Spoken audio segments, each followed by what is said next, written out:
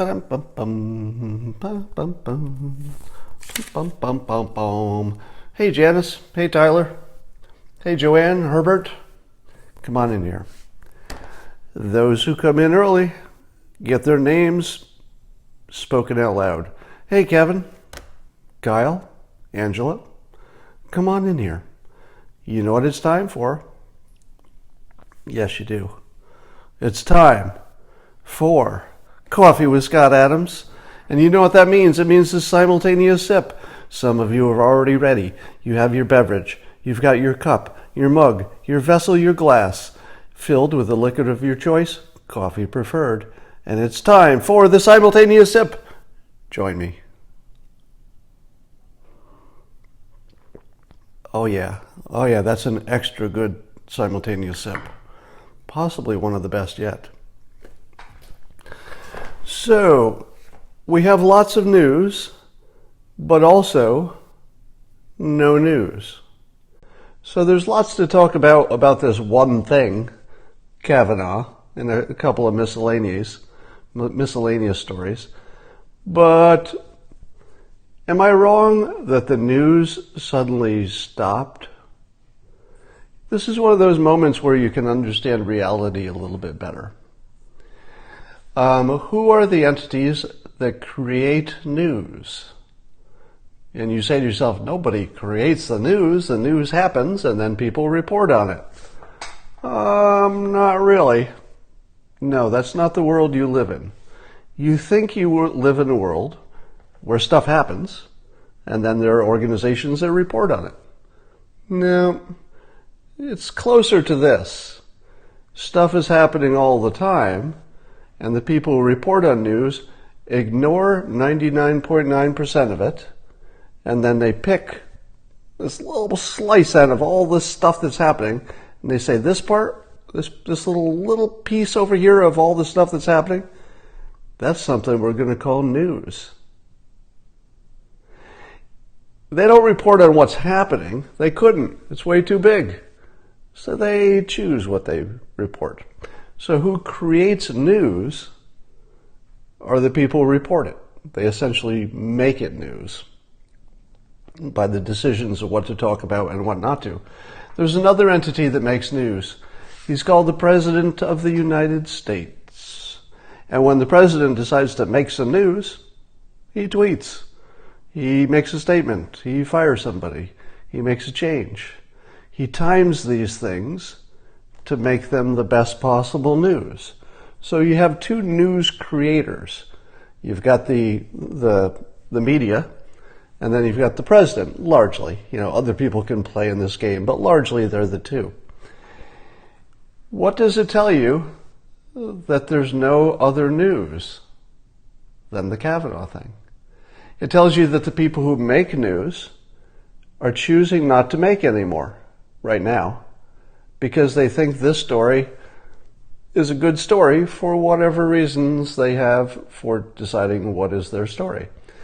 But it also tells you that the president likes this story too. So it's a very interesting case because usually one side or the other wants to flood the field with their own brand of news, either the president or the news organizations, to control the narrative. But there's something weird about this Kavanagh situation in which both sides are happy with this being the only news for a while, which means that both sides think it's working for them and against the other side. And it's hard to know who's right at this point, because you can imagine two versions. One is, on the left, they're thinking, man, we've almost stopped this nomination. This is big. It's our most important thing. It's the only thing we want to focus on. If we could just stop this nomination, maybe we could get our own judges in here. It would change everything. And on the president's side, he may or may not be thinking, I'm not a mind reader, but we can imagine him thinking some version of the left is self-immolating.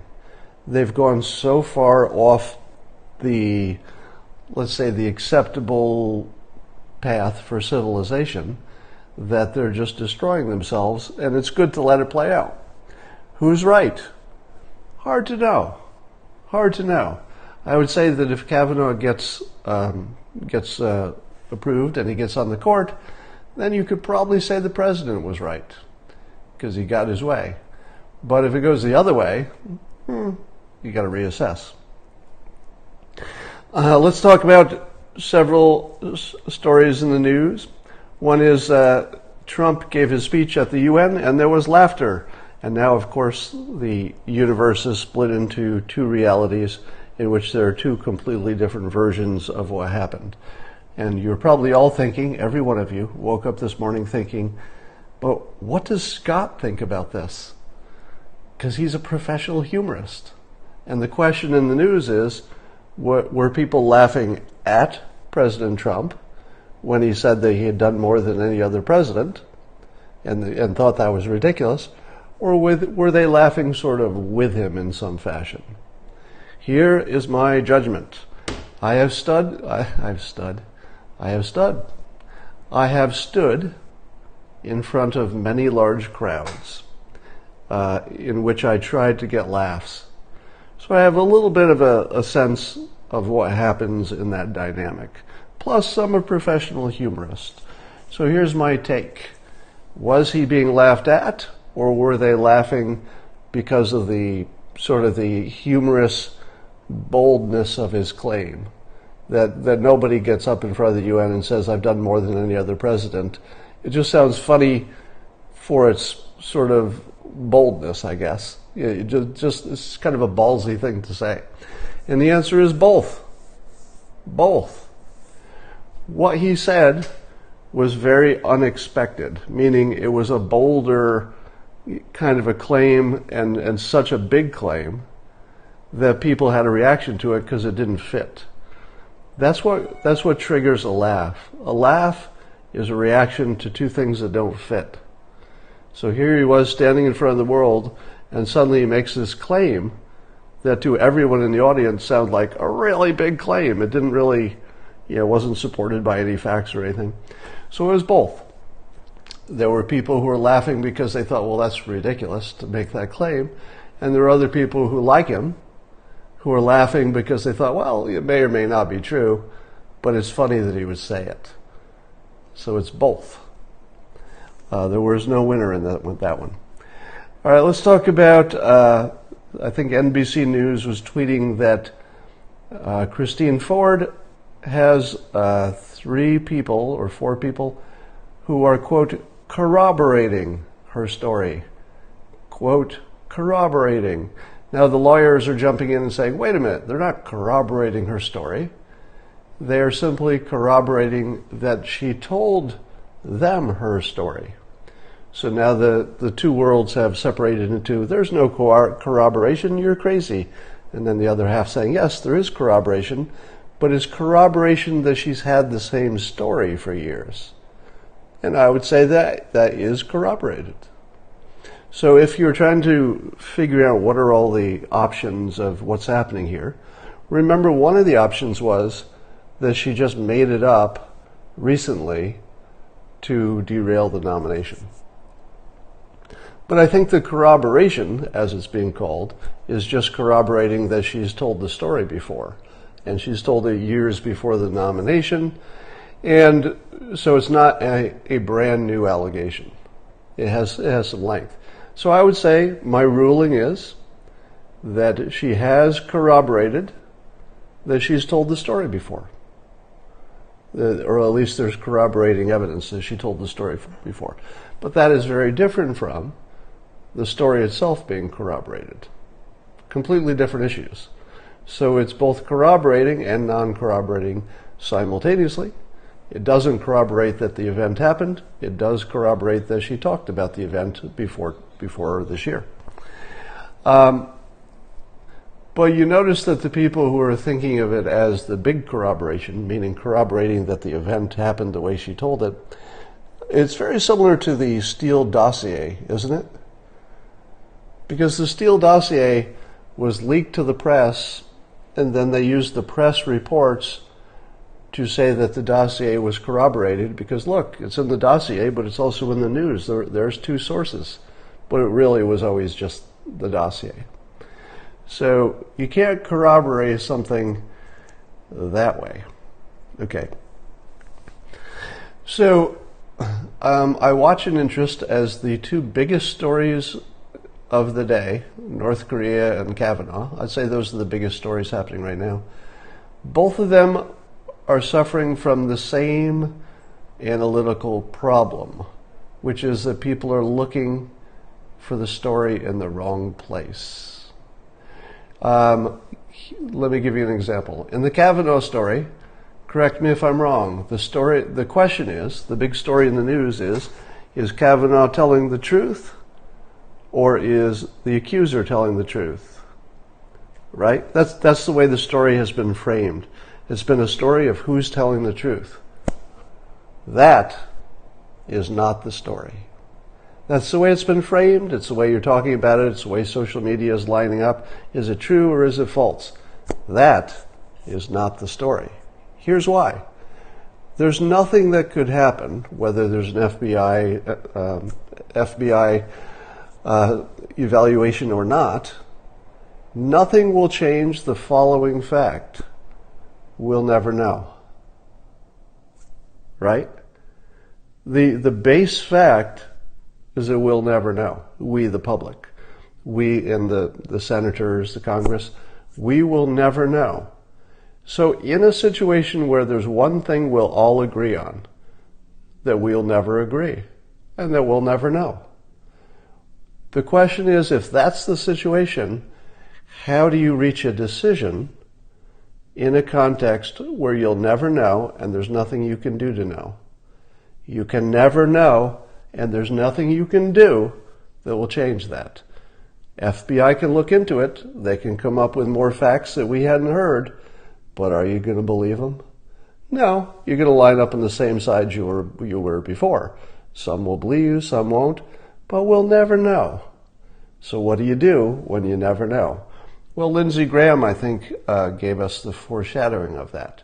If you want a credible government, the government has to do what is the most credible process, the most credible system. Now, part of that involves listening to the accuser. But I tend to agree with the people who say the extra research, let's say extra investigation by the FBI, it probably would turn up extra information. But the odds of that information bringing us to certainty is zero. The odds of more information allowing us to really know what happened is zero. There won't be any videotapes, there won't be any fingernails, there won't be any DNA. It will just be more people with presumably faulty recollections of what happened 35 years ago at best. There might be, if there was anything like a diary journal entry, I think we would have heard about it. So, in that situation where we will never know, which is the only thing that matters, you think what matters is did it happen or did it not? It doesn't matter. Have I ever told you that the facts don't matter? Have you ever heard that before? Well, it's true in this case. What matters will be the system. What matters is what system we use to get past our uncertainty. In the legal system, the process we use is a trial, and if there's not reasonable doubt, that's the system that we as a society have judged to be a credible system, even when it gets it wrong. See, this is the important part. A credible system you can still support even if you don't like the decision or the outcome. That's what makes it a credible system. It's like, I don't like how that turned out, but I like the system. Somebody reminded me to talk about Avenatti, which I will. So here's how it's all going to work out. The Senate is going to vote, and if they decide that the allegations are credible sounding but not proven, and they say, well, unfortunately we have to have a standard that's better than that, we have to have a system that's better than that, We can't have a credible system that is derailed by allegations without a better process. So my prediction is that should we not hear anything new, if we don't hear anything new that's a big deal, you're going to have Judge Kavanaugh. And I'll drink to that. All right. And by the way, I don't even know if Judge Kavanaugh will be a good judge. How would I know? As if I have any way to evaluate that. But I will say that I do like a system that works. And the only credible system now would be to say that the standard of evidence has not been reached. Likewise, with North Korea. What is the big question everybody's asking on North Korea? Will they denuclearize or will they not? Are they playing us or are they, really planning to denuclearize under the right conditions that we can accomplish? That is the wrong question with North Korea. The question is not, are they going to denuclearize or are they not? You think that's the question because that's the way it's been framed. But that's not the thing you should be looking at. Here's what you should be looking at. Does North Korea still have a reason to keep building up their nukes and a reason to keep building up their missiles and a reason to keep threatening us? That's the story. The story is their reason getting better or is their reason for having nukes degrading? To me, it seems obvious. They're getting friendly with South Korea. They're talking about trade. They're talking about security agreements. They're going to meet in the United States. Under any scenario, this is working against their reason. So their reason was up here for having the nukes. Forget about the actual having them. The reason to have them was up here. And now the reason to have them is down here, and it's moving in this direction fairly rapidly. All right. If you can look at that situation where the person who has a big weapon is rapidly losing their reason for having it, that is real progress. Because having a weapon is important in terms of, the physicality of it. If you don't have a weapon, you can't use it. But you got to work on the reason, because we live in a country where half of my neighbors have a gun. Am I afraid of my neighbors who own guns? I am not. Do you know why I'm not afraid of them? Because they don't have a reason to shoot me. Kim Jong-un's reason is shrinking to nothing. And he's getting a little bit pregnant with South Korea, so everything is going in the right direction, no matter how long it takes. Because the physical part is somewhat irrelevant if you've taken away the reason. And we have. Let's talk about Don Lemon. He said a few things that I thought were interesting last night on his show. One of the things he said was that fake assault claims, fake sexual assault claims, are rare. So Don Lemon's claim is that it's rare for somebody to claim somebody sexually abused them and that it not be true. Is that the case? Is rare true? It feels true, wouldn't you say? I mean, it feels like that would be more the exception than the rule. But how rare is rare? Is rare 1 out of 1,000? Is rare 1 out of 5?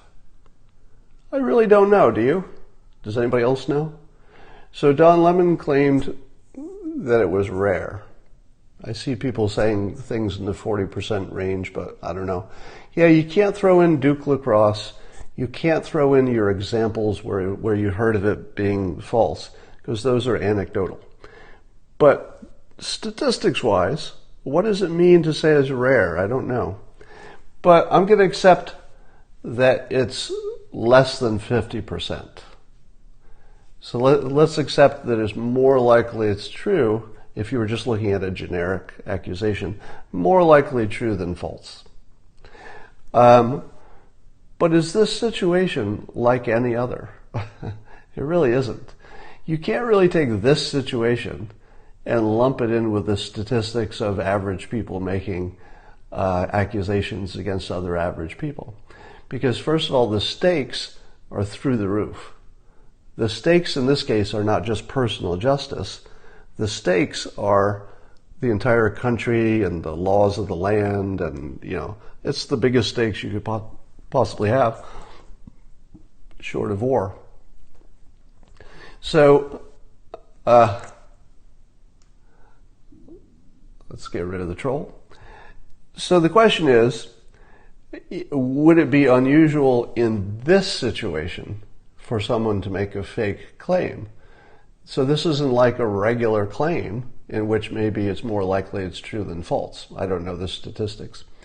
But in this situation, nothing applies because it's so unique. So I would say that looking at the general statistics of claims will not tell you a lot about this one because the political element makes it different than all other situations. So it's non-typical. Now, here's the other thing that Don Lemon did. He covered as sort of one combined story Cosby being sentenced for 60 alleged cases of drugging and raping people. He compared that to the Kavanagh case. Now, he did say it's a very different situation. So on the factual level, he did not stray. So factually, he was accurate. He said the case with Cosby is completely different, except that it goes to the question of old allegations. The importance of old allegations, because there were old allegations in both cases. Now, here's what I find. Hey, Jake, congratulations. Here's what I find despicable about that coverage. And so, Don Lemon, let me say to you, it's probably the most unethical and immoral thing that you're ever going to see on TV.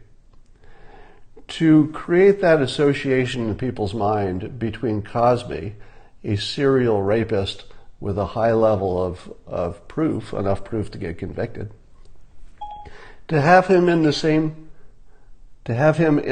conversation with Kavanagh is despicable. So I believe, Don Lemon, you've given up any claim to moral authority, if you had any. So your claim to moral authority is now evaporated. All right? I get, and I may agree with you in some cases, Don Lemon, that other people act unethically. There are other people who are bad, and when you call it out, I usually agree.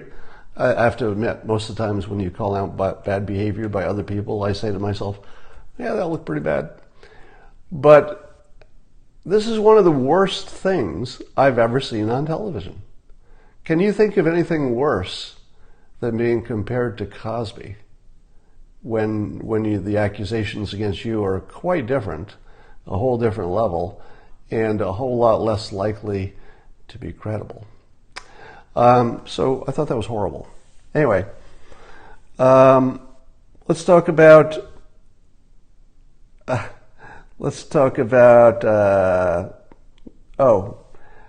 somebody was saying that the people who think that Trump wasn't laughed at. No, here's the thing. Somebody on Twitter was saying that Fox News edited out the laughter around Trump's UN speech, and that if you watched Fox News, you didn't hear the laughter, and therefore you were in an alternate reality. And my comment to him was that the people who believe only the other people are in an alternate reality, those people are in the lowest level of awareness.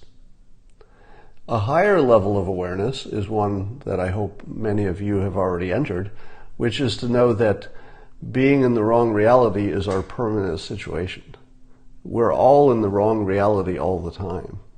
And if I can't, here's the best example. Whatever religion you have, even if it's right, it's a different reality than the other people. most of the world has a different religion than you do, whatever your religion is. We're all walking around in completely different realities. So if you believe that you've got a pretty good grasp of reality, and those darn other people are the ones who are in their alternate reality, you are the one who's operating at the lower level of awareness. The higher level is everybody's sort of manufacturing their own reality all the time.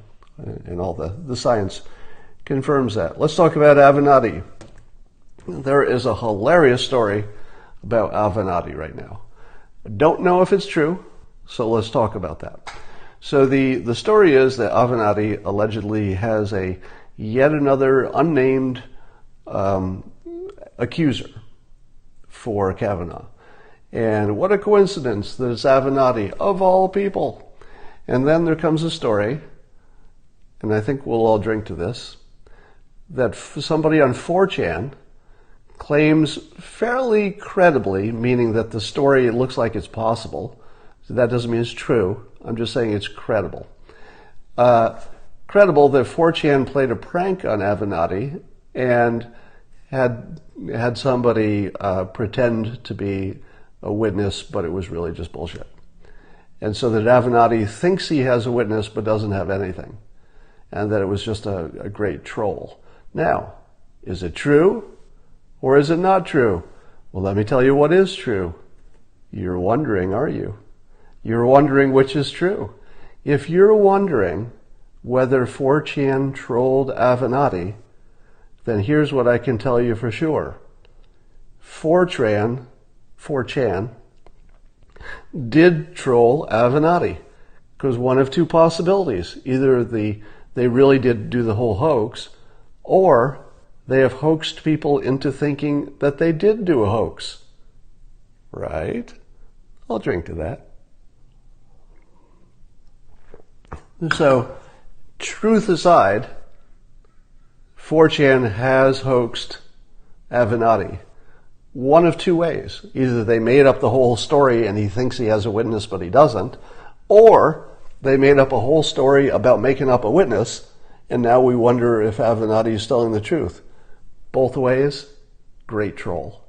So to 4chan, congratulations on one of the best trolls you'll ever see. Because no matter what Avenatti says now, 40% of the public is going to say, look at him, he got trolled. He believes that stuff he's saying. So what would you expect if let's say, if Avenatti had been trolled and he now knows it? Let's say he had been trolled and he's now figured it out. I don't know that that's the case, so this is speculative. What would he do? What would you do? If you were Avenatti, would you say, oh, damn, I totally got trolled. You got me. I'm running for president, but I got fooled by 4chan. You got me. Would he do that? I don't think he'd do that. What would be his best play? If you're Avenatti and you did get trolled, what's your best play? Your best play is to say, I did not get trolled. And then your next move is this. But my witness needs a few more days to decide whether to come forward.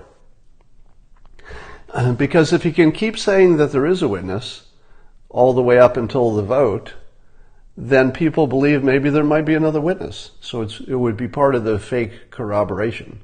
So right now you've got Christine Ford, who has, some credibility. You've got the woman who said Kavanagh exposed himself that one time, less credibility.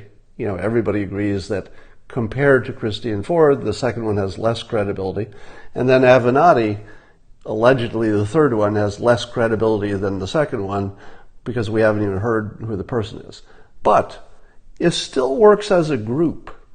So if you think to yourself, well, there's only one accusation, it's easy to dismiss it as maybe not true. But if you hear to yourself, 3 accusations, well, sure, even if one of them's not true, that would still leave 2 accusations. Wait, it's even worse than that. If even 2 of them are not true, that still leaves 1 accusation that is. So The best thing that Avenatti could do, if he had realized, and this is speculative, I'm not saying this happened, but if he realized that he had been trolled, he should claim he is not, claim he still has a witness, and then at the last minute, what do you do at the last minute? Anybody? Anybody?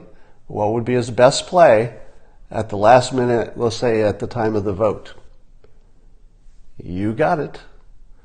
His best play would be to say, my witness has decided to not come forward because my witness saw all the abuse that the other people got who came forward. So you can't expect them to come forward under these conditions.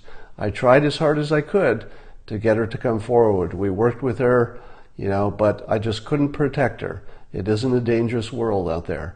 So she had to remain anonymous. What is it that Avenatti is doing? It looks a lot like that.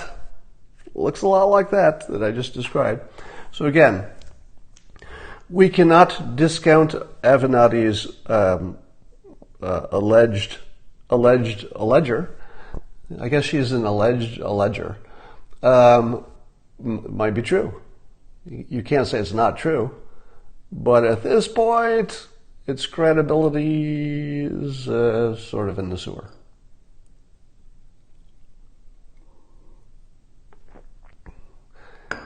So, yeah, Avenatti is winning. So Avenatti is winning because he's getting his story out there. And when I'm predicting he'll pull it back at the last minute. When he pulls it back, if that's what happens, he can still claim it was real. And he'll just say, I'm not going to give out a name. That's the whole point. The whole point of it is she didn't want to be public, so why can I tell you who it is? I can't tell you who it was. So he has perfect deniability. Avenatti is 5'4"? Is that true? Doesn't feel like it's true.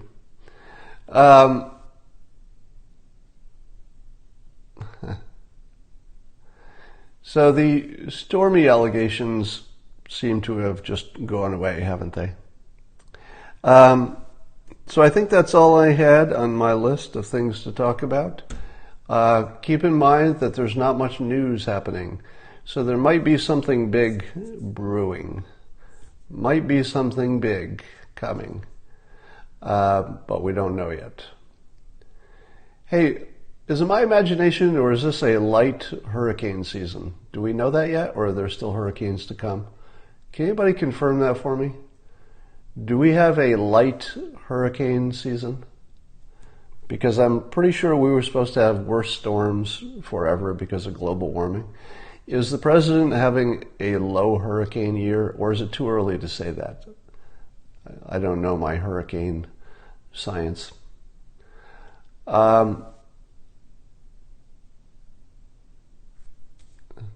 Yes, there's not much news, I would say. It's still early in the season. It's over in November. But by now, oh yeah, it's early. I guess October is the big season. So we'll wait and see on that. There's one coming, somebody says. All right, so it's too soon. We'll wait on that. But if the hurricane season is light, it's going to be another pro-Trump lucky situation. So we'll see.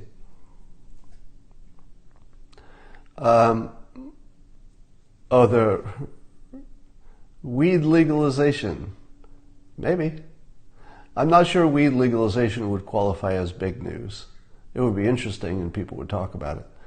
But it feels like weed legalization, I'm all confused about weed legalization because it's such low-hanging fruit.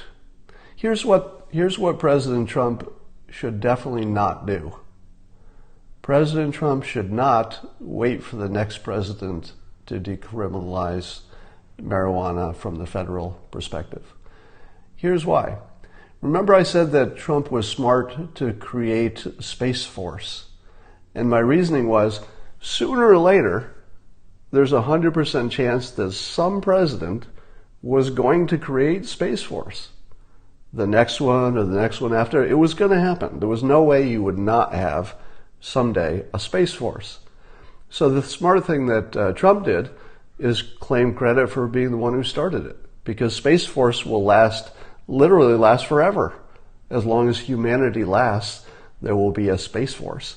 So now he's the founder of Space Force. It was low-hanging fruit. It was free. There was no penalty. All he had to do was say, low-hanging fruit, pink, Space Force. And one thing we know about the president is that he doesn't leave money on the table. You know, if there's just like a stack of chips laying on the table and it's all his, he's not going to walk away. He's going to be gathering that stuff up, right? And cannabis is exactly the same situation as Space Force. There's 100% chance some future president will decriminalize it. Why would he not want that to be him? You know, especially since Republicans like states' rights, and it's very much a states' rights situation. It's about as clean as you can get. It absolutely helps him, you know, electorally. So it might be, here's my guess, it might be that he's waiting for the midterms to be over so that he can save that one for his own election. Because if he does it now, it becomes maybe an issue for the Congress. People running for office in Congress would have to explain it, and maybe there are places where they can't explain it, and there are individual candidates that it would be bad for, and maybe they've told them to hold off, that sort of thing. But he could do it for himself when he's running for office, and I think it'd be a lot easier, and it would be a cleaner win. You're saying that Sessions needs to be out of the way first. Could be. You know, if Trump fired Sessions for not going along with decriminalizing marijuana and said it has nothing, this is funny. If the president waited and fired Sessions over weed decriminalization and just said, no, it's not really about that other stuff. It's totally about this weed decriminalization thing, because we don't want to leave African Americans in prison over weed. And this Jeff Sessions guy, geez, he's such a hard nose on this. We need to get rid of him so that we can, get rid of our prison population. It would be hilarious, and it would be funny. Let's talk about Lindsey Graham. Somebody is prompting me. So Lindsey recently said something very similar to what you've heard me say, which is that we have to see how the system works and sort of rely on the system with this whole Kavanaugh situation. So I think that's the right answer. We have to default to the system we think is credible. He will do it with prison reform. Maybe, but he could get 2 hits instead of 1. Ha ha ha, no pun intended, 2 hits instead of 1. If he does prison reform separately from decriminalizing marijuana, because they would be 2 stories. And if you lump them together, it sort of becomes 1 story.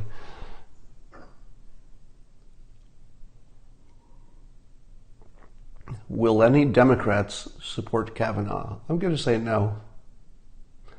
I'm not the best at predicting that, but I think the Democrats have all the cover they need to not support him. Project Veritas, I don't know which videos you're talking about in particular. I think I talked about the one video before. I think pro-pot people live in big houses away from pot smokers. Well, certainly it's like every other thing that's legal. It doesn't mean you want to do it or that you want to be around people who are doing it. It's a separate question. And the states can figure that out.